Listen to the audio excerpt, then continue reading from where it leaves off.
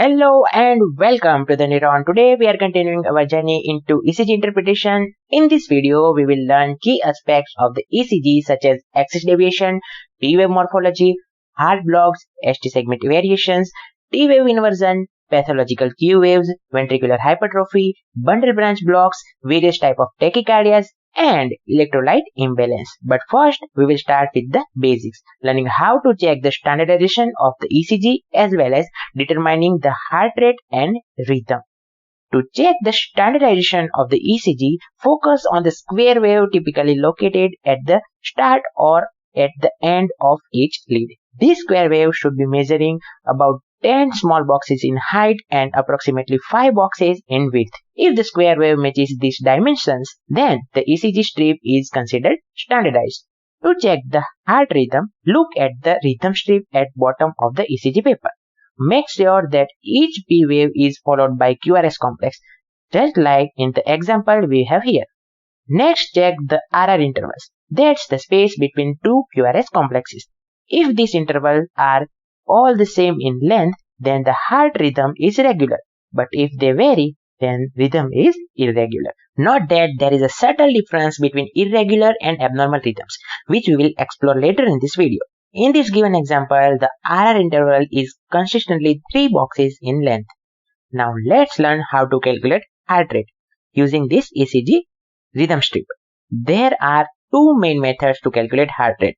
The first method involves dividing 1500 by the number of small boxes between two R waves. Here in this example, you can see there are exactly 3 large boxes between two R waves. And since each large box contains 5 small boxes, we have total 15 small boxes. Therefore, we will divide 1500 by 15. So we will get answer 100 beats per minute. The second method is simpler when dealing with the large boxes only. Just divide 300 by the number of large boxes between R waves. In our example, there are exactly 3 large boxes between R waves. So you divide 300 by 3 and you will get answer 100 beats per minute. For quick interpretation, if the RR interval is between 3 to 5 large boxes, the rate is generally considered normal. Fewer than 3 boxes suggest tachycardia, while more than 5 boxes indicate bradycardia. If we have irregular rhythm in the ECG strip, count R waves appearing in first 30 large boxes of the rhythm strip. Then multiply this number by 10. In this example, we count 6 R waves in first 30 boxes. So we will multiply this number by 10 and we will have answer 60 beats per minute. Now let's learn how to check for axis deviation in the ECG. A normal heart axis lies between minus 30 degrees to plus 90 degrees. If the axis deviates to the right beyond 90 degrees but within 180 degrees, it is considered a right axis deviation. In interpreting ECG, the leads positioned within the 90 degree range of the cardiac axis will show positive deflections, while those outside of this range will show negative deflections. For example, lead 1 lying outside of this 90 degrees range will show a negative deflection. Lead 2 and 3 both within the 90 degrees range will show positive deflections. Lead AVL positioned beyond this range will show a negative deflection. Lead AVF within the 90 degrees of this range will display a positive deflection. A simpler way to remember this is to think about right reaches. In lead 1, there is a negative deflection, and in lead AVF, there is a positive deflection. So it appears like they are reaching towards each other. Typically, inferior lead 2, 3 and AVF will show a positive deflection, while lateral lead 1 AVL will show a negative deflection in right axis deviation. Now let's discuss the left axis deviation. This occurs when the heart electric axis deviates to the left, falling between minus 30 degrees to the minus 90 degrees. Leads positioned within the 90 degree range of the cardiac axis will show positive deflections, while those outside of this range show negative deflections. Here in this example, you can see that lead 1 is inside the 90 degree range and showing a positive reflection. Lead 2 and lead 3 are outside of this range and both show negative deflection. Lead AVR also is outside of this range and is displaying a negative deflection. Lead AVL is inside the 90 degree of range and it will show a positive deflection. Lead AVF is positioned outside of this range and it will show negative deflection. To remember the left axis deviation, memorize phrase left leaves. In this case, in lead 1, you will see a positive deflection, while in lead AVF, there is a negative deflection. It appears though that these are moving away from each other in opposite direction.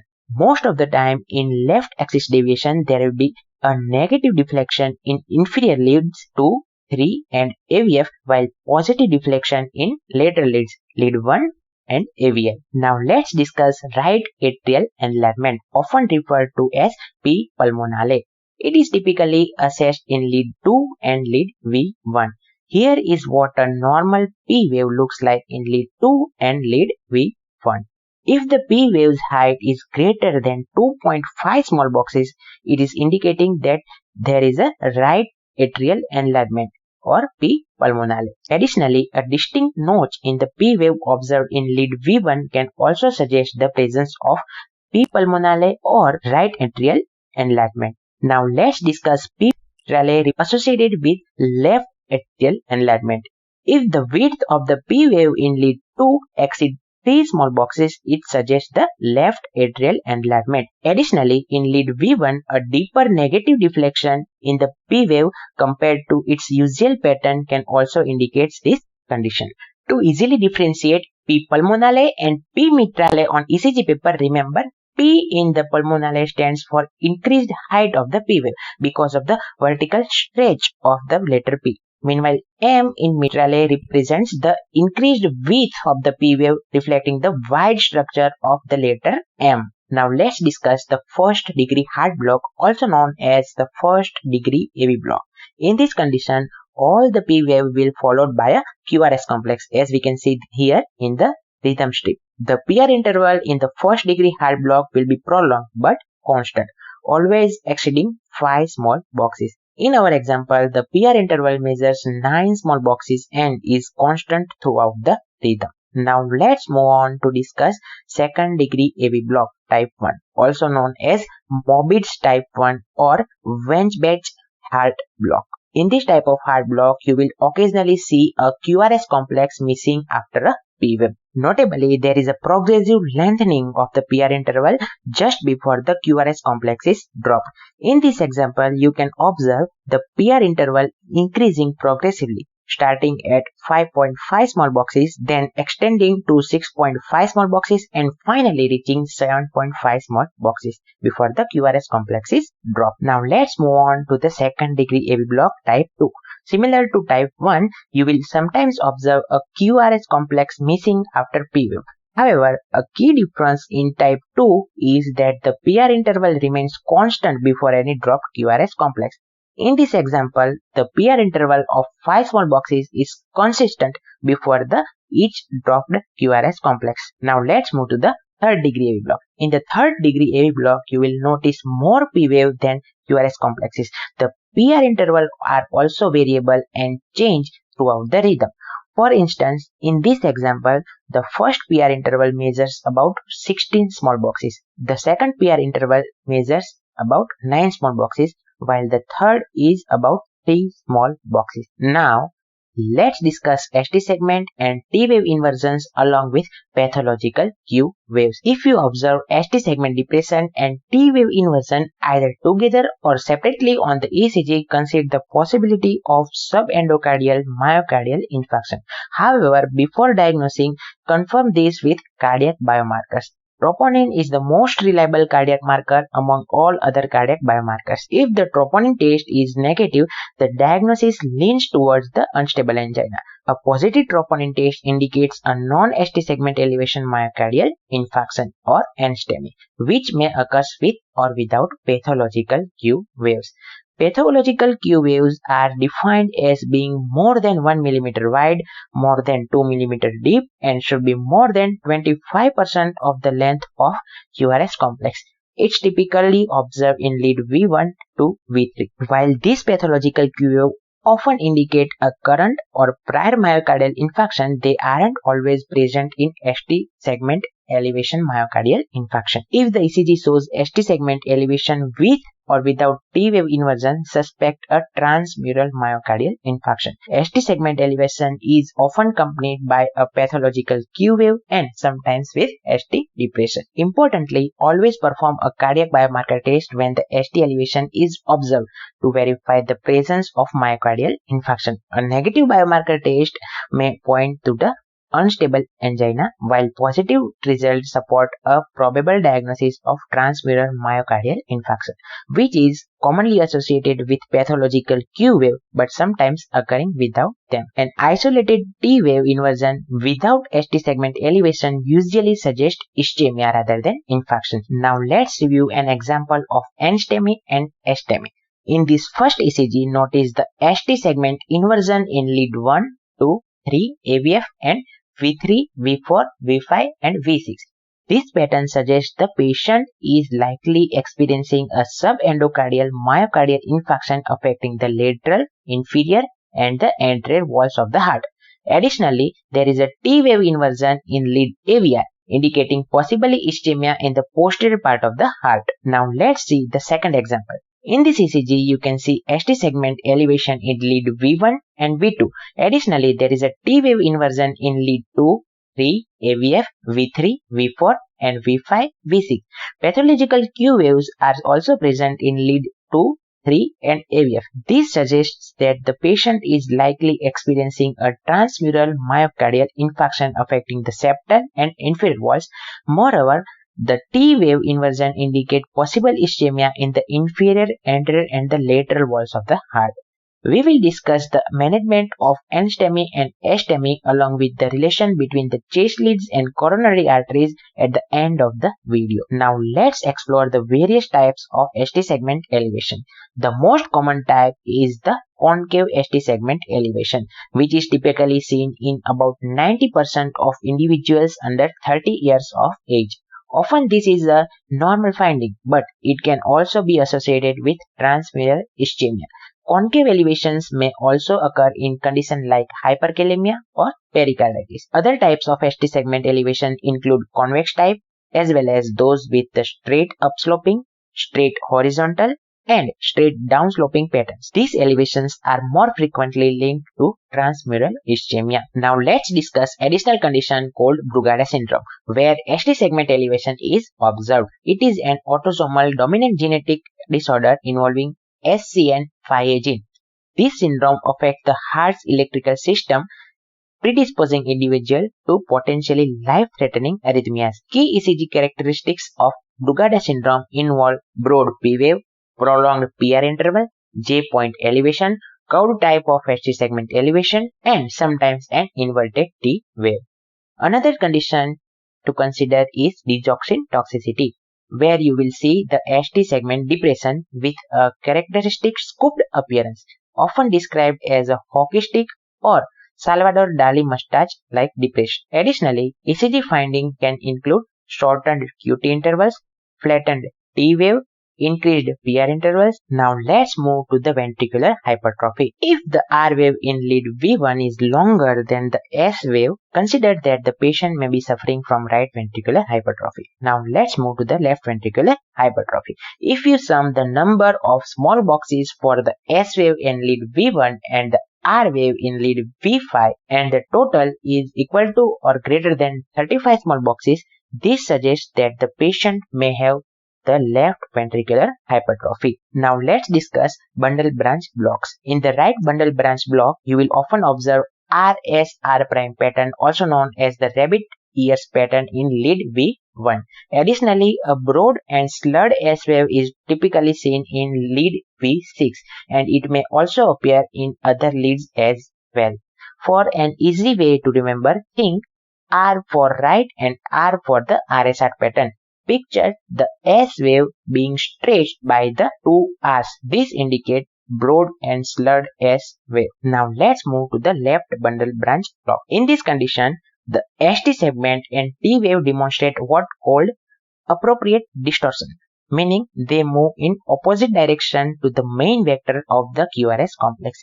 This manifests as ST segment elevation and upright T waves in leads where the QRS complex is negative, and ST depression with T wave inversion in leads where the QRS complex is positive. Additionally, you may also notice a deep and broad S wave in lead V1 where there is a no R wave. You can also see a slurred R wave or R prime pattern without a Q wave in some of the lateral leads.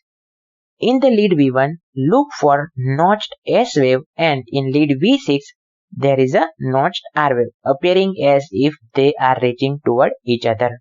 Now, let's explore the ECG patterns for electrolyte imbalance. In cases of the mild hyperkalemia, where the serum potassium level is between 5.5 to 6.5 milliequivalent per liter, you may observe peaked T wave and prolonged PR interval on ECG.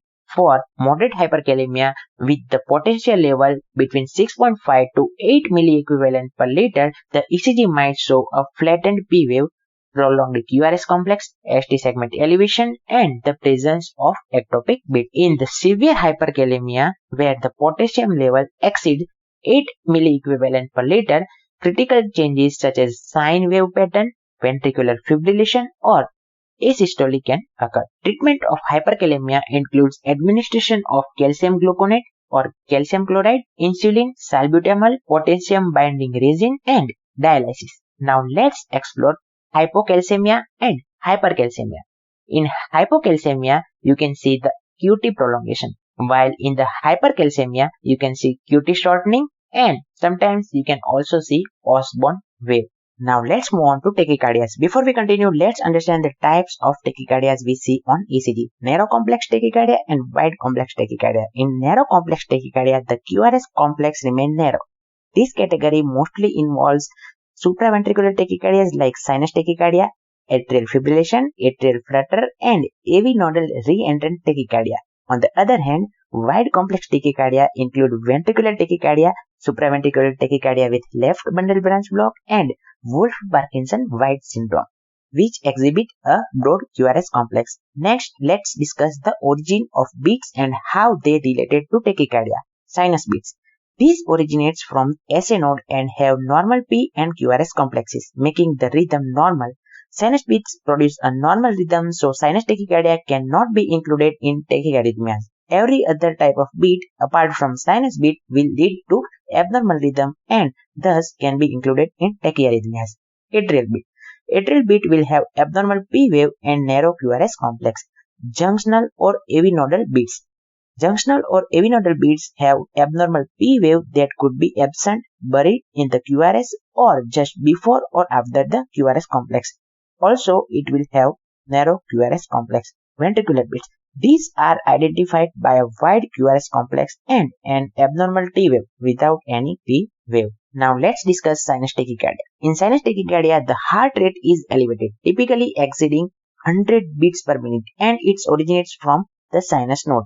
This condition results in normal rhythm, which is most often regular, characterized by uniform RR intervals. It's important to note that while the rhythm is normal, it can be either regular or irregular, just as abnormal rhythms can also be regular or irregular. Now let's explore AV nodal re-entry tachycardia, a type of junctional tachycardia caused by a re-entrant circuit within or just adjacent to AV node.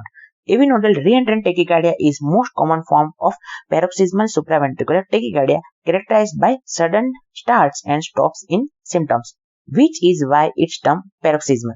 The rhythm in AV nodal re-entrant tachycardia is typically regular. In the AV nodal re-entrant tachycardia, P wave are often not visible, appearing to embedded within the QRS complexes. You might observe a pseudo R' wave in lead V1 and possibly pseudo S wave in the inferior leads 2, 3, and AVF. Moving on to the management. Techniques such as Valsalva maneuver or carotid sinus massage can activate the vagus nerve and slow down the heart rate. Intravenous adenosine is frequently used to quickly terminate acute episodes. For ongoing management, oral beta blockers and calcium channel blockers are effective in preventing recurrent episodes. In cases where the patient is unstable, cardioversion may be necessary. Now let's discuss Wolff-Parkinson-White syndrome, a specific type of AV reentrant tachycardia and a form of junctional tachycardia. Looking at the ECG characteristic of Wolff-Parkinson-White syndrome, you will notice a few distinctive features. A short PR interval, typically less than 3 small boxes, the presence of delta wave which appears as a slurred upstroke at the beginning of the QRS complex, a slight prolongation of the QRS complex along with potential changes in ST and T wave morphology. Management of Wolff-Parkinson-White syndrome involves flecainide, which is drug of choice in WPW syndrome. The treatment of choice is radiofrequency ablation. In the emergency situation, intravenous procainamide is administered. The definitive management involves ablation of the accessory pathways known as bundle of Kent. Now let's explore atrial flutter. It is caused by a single large reentrant circuit within the atria, leading to rapid regular atrial contraction. On the ECG, this is often represented by a sawtooth pattern seen in the rhythm strip, particularly noticeable in lead 2, 3 AVF, which are inferior leads, and sometimes we can also see this in lead V1. The atrial rate typically exceeds 300 beats per minute, while the ventricular rate often halves to 150, indicate of 2-1 AV block. For stable patients, the treatment of atrial flutter might involve rate or rhythm control medication, such as esmolol or ibutylin, while unstable patients may require urgent cardioversion, typically with 200 joules. Anticoagulation therapy is also a critical component of management of atrial flutter. Moving to stroke risk assessment, we use CHADS-VAS score. To remember easily, remember this VAS. It's CHADS-VAS. Remember this box as it's crucial for your Viva examination and also for various competitive examinations. Now let's discuss atrial fibrillation, a condition caused by multiple small reentrant circuit or erratic foci firing chaotically within the atria. Atrial fibrillation is characterized by an irregular rhythm. Notably, there are no distinct P waves. Instead, the baseline often appears unstable, spatially noticeable in lead V1, with either fine or coarse fibrillatory waves present. QRS complexes in atrial fibrillation typically remain narrow. For management, stable patients may be treated with drugs like esmolol or ibutylin, while unstable patients may require cardioversion using 25 to 50 joules. Anticoagulation therapy is also commonly indicated in the atrial fibrillation for treatment. Now let's discuss ventricular tachycardia, which is characterized by wide QRS complexes. A notable feature in ventricular tachycardia is shockable rhythm, a term used to describe heart rhythm that can potentially be corrected by defibrillation or cardioversion to restore normal heart function. During ventricular tachycardia, you may observe occasional captured or fusion beat. A captured beat is a normal heartbeat that occurs between the abnormal shockable rhythm, while a fusion beat represents a hybrid of a normal and abnormal beat within shockable rhythm. Treatment for ventricular tachycardia may involve intravenous antiarrhythmic drugs like amiodarone or procainamide. For long treatment management, oral antiarrhythmic medications like beta blockers are also used. For patients at high risk of sudden cardiac death, implanted cardioverter defibrillator is recommended. Now let's move on to ventricular fibrillation. Like ventricular tachycardia, ventricular fibrillation presents a shockable rhythm, but the ECG baseline is chaotic and irregular. In this arrhythmia, you won't be able to identify P waves, QRS complexes or T waves because the electrical activity is too disorganized. Occasionally, you might also observe torsade de pointes type of wave pattern in ventricular fibrillation. Now let's learn torsade de pointes in more detail. This condition is characterized by distinct ECG appearance showing rotating axis and changing amplitude, which create twisted ribbon-like pattern known as torsade de pointes. Torsade de pointes seen in conditions such as Romanov-Wald syndrome where the patient do not experience sensorineural hearing loss, and Jervell and Lange-Nielsen syndrome, which does involve sensorineural hearing loss. The treatment of choice for TDP is intravenous MgSO4. Drugs like antiarrhythmic agents class 1A and class 3, antibiotics like macrolides and fluoroquinolones and chloroquine can cause torsade de pointes. Also, all these type of drugs can cause TDP, but I have only covered the most AMP drugs. Now here at the end of this video, I have summarized angina, STEMI and NSTEMI in this box. Remember this box as it's crucial for your understanding. I have written the management of STEMI in this chart and explained this chart below. Make sure to remember this management of STEMI because it's important in Viva, university examination and also various competitive examination. Now let's move to the relation between ECG lead and coronary arteries. In this chart we can see which lead show which coronary arteries. In various sources this information varies drastically, so go for the information provided by your textbook. Thank you very much for tuning in. If you found this video helpful, please don't forget to hit that like button and subscribe to my YouTube channel. Your support helps me bring more great content to you. Also sharing this video with friends, family or colleagues who might get benefit from it means world to me. It's a great way to help me grow and continue provide you valuable educational content. Don't forget to follow me on the Instagram at @neuron5637. Thank you again for watching video and I will see you in the next video.